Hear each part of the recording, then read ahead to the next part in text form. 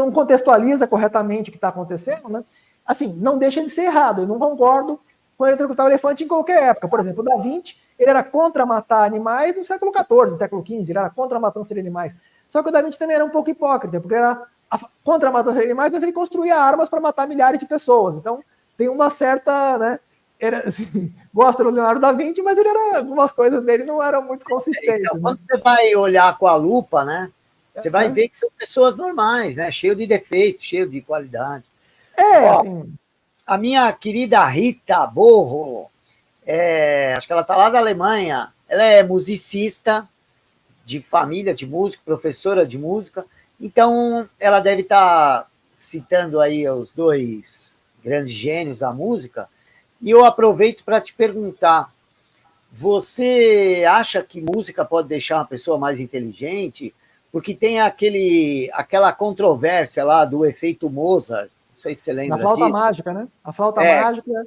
Falaram então, que se você ouvisse determinadas músicas, né, tinha a flauta mágica, a sexta sinfonia, tinha alguns movimentos que fizeram testes com crianças e tinha... Mas hoje, se você procurar, você vai ver que tem gente falando que não faz tanto sentido. Queria saber como você vê isso e se você tem assim essa admiração pelos grandes compositores, por causa da matemática ligada a isso. Gosto muito de música clássica, inclusive o Beethoven é um dos meus favoritos, é o Beethoven, né? O pessoal gosta muito do Bach, né? O pessoal que estuda música coloca o Bach lá como o top de todos. Mas para mim o Beethoven gosta muito da Quinta Sinfonia. Eles dizem que quem não conhece música como eu gosta da Quinta Sinfonia. Quem conhece gosta da nona ou da sétima, né? Mas eu gosto da quinta. Eu não conheço, então eu gosto da quinta. E do Mozart, tem várias que eu gosto do Mozart, né? A Flauta Mágica é uma delas. E gosto de Paganini, gosto de Rossini. De Chopin eu gosto de poucas, né? Gosto do Polonese e gosto de Noturno, mas das outras do Chopin eu não... Tchaikovsky, gosto de várias do Tchaikovsky, Rachmaninoff, né? Alguns contemporâneos, gosto do Williams, né? Do Vangelis. Vangelis acho que é um dos meus favoritos, Vangelis e Williams, são dois assim dos mais modernos. Tem eu não me recordo agora o nome, é um indiano do Game of Thrones, que eu não me recordo o nome do compositor. Ah, eu sei, é legal mesmo. É um indiano, eu não me recordo o nome dele, mas eu gosto desse também. Então gosto muito de música clássica, gosto também de rock, gosto de pop, gosto de vários ritmos, né? Mas o Beethoven é um dos meus favoritos, talvez o meu favorito da clássica, acho que é o Beethoven. Talvez de todas, talvez seja o Beethoven, não só da clássica, mas de todas as músicas, acho que é o Beethoven. Em relação a esse... Pode. Não, era isso. Você acha que isso pode nos ajudar, atrapalhar? O que você acha? Em relação ao efeito Mozart, eles têm vários estudos, mas eu não cheguei a encontrar na internet os dados brutos das pesquisas e nem detalhe dessas pesquisas, só as interpretações dos resultados. E tem muita publicidade, muita distorção nisso, né? Quando eu falo publicidade, por exemplo, eu gosto de publicidade, acho que é muito importante a publicidade, mas tem muita publicidade marrom por aí. Por exemplo, eu gosto muito de política, acho que política é muito importante. Mas só que a maneira que eles tratam a política é marrom, é uma coisa, né? A política é extremamente importante, mas, enfim. Então, eles fazem uma publicidade muito exagerada e distorcida sobre esse efeito Mozart. Então, eu não tenho elementos para julgar, mas eu tenho uma opinião com base no que eu tenho observado. Tem um aumento verificado de 3 pontos, em média, no aumento do QI, para pessoas que ouvem a flauta mágica e em comparação a pessoas que não ouvem 15 minutos depois de ouvirem a flauta mágica. Só que tem vários pontos a serem criticados aí. O primeiro é que 3 pontos de diferença é muito pouco para você medir e assegurar, porque se você faz o mesmo teste na pessoa 2 vezes, dá uma diferença de uns 10 pontos. A mesma pessoa, o mesmo teste 2 vezes, né?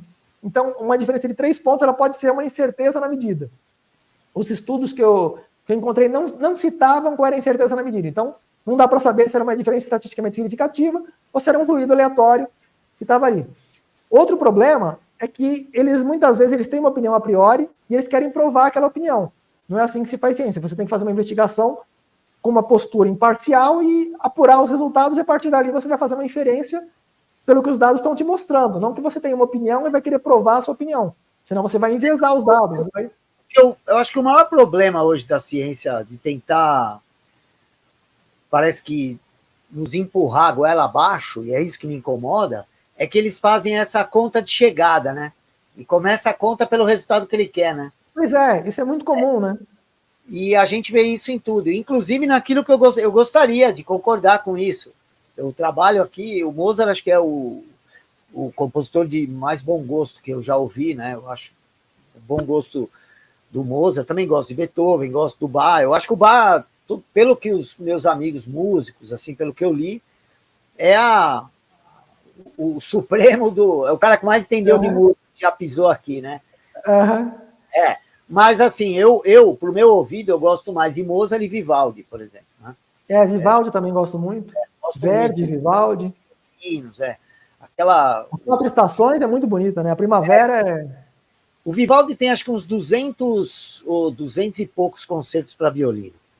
E é o que eu mais gosto. Então, eu fico ouvindo isso aí, dá para ouvir um ano inteiro sem repetir, né? Você vai ouvindo, é uma obra gigantesca para alguém que morreu novo também, né?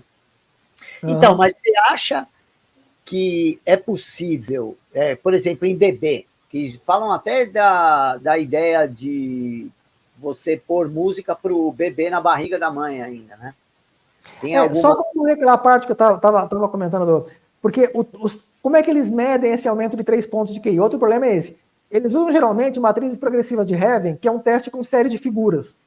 E essas figuras, elas seguem meio com um tipo de padrão, que o ritmo da flauta mágica, tem várias músicas que você tem um certo ritmo, mas a flauta mágica especificamente, ela ajuda você visualizar e memorizar e entender aqueles ritmos. Então, se você faz aquele teste, especificamente o Heaven, depois de ouvir flauta mágica, você vai sair melhor do que se você fizer uma hipótese. Eu não sei se isso é plausível, mas se você vê o tipo de questão do teste, você ouve a música, você percebe que tem uma representação visual daquilo que você está ouvindo ali, mais ou menos. Né? Então, ele vai te estimular a resolver aquele tipo de problema. Isso não quer dizer que vai aumentar a sua inteligência, ele vai resolver para aquele caso específico, muito especializado, que é um tipo muito específico de teste, uma parte muito limitada, né, das faculdades cognitivas que as pessoas têm.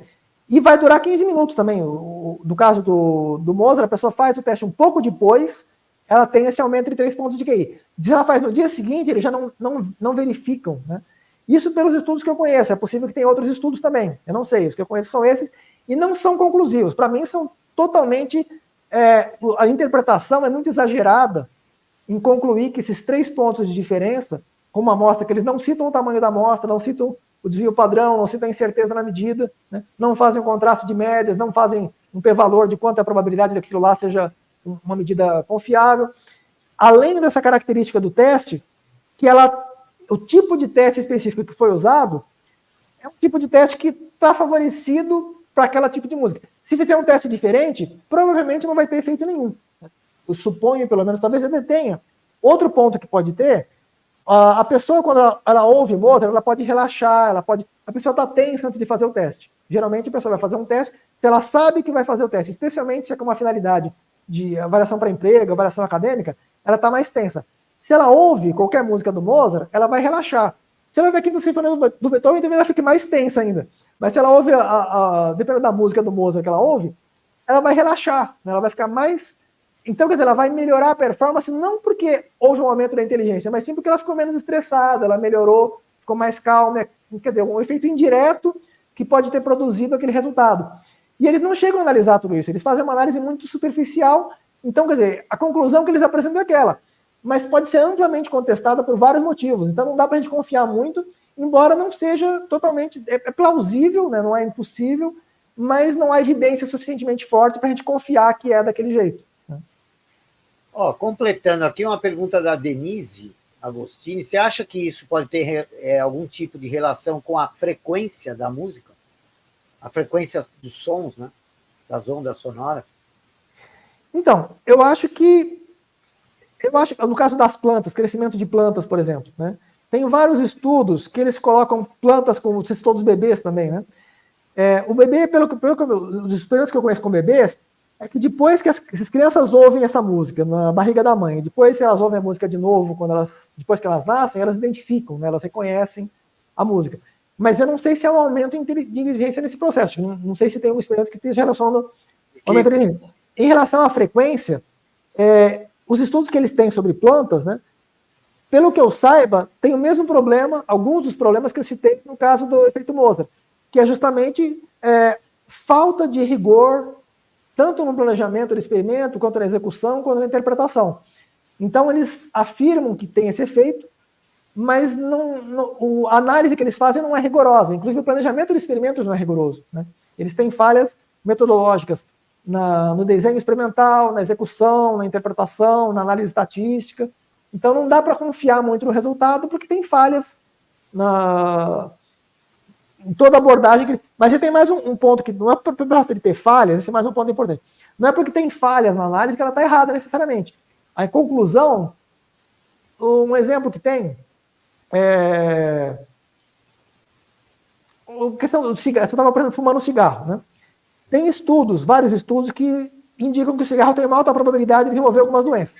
O Fisher, o Ronald Fisher, que foi um dos maiores estatísticos de todos os tempos, ele fumava cachimbo, gostava muito de fumar cachimbo. Ele refutou todos os artigos que foram publicados até a morte dele. Ele refutou todos os artigos, sem exceção, os artigos mais importantes que falavam que o cigarro causava câncer ou que aumentava a probabilidade de qualquer doença. Só que aí que tá. Ele refutou porque ele era um estatístico excepcional. Não quer dizer que ele tinha razão, né? Sim. De que, assim... Mas mostra, quer dizer, os artigos têm falhas, tem várias falhas. Eu acho que o que tem corroborado é que aumenta um pouco a probabilidade de câncer de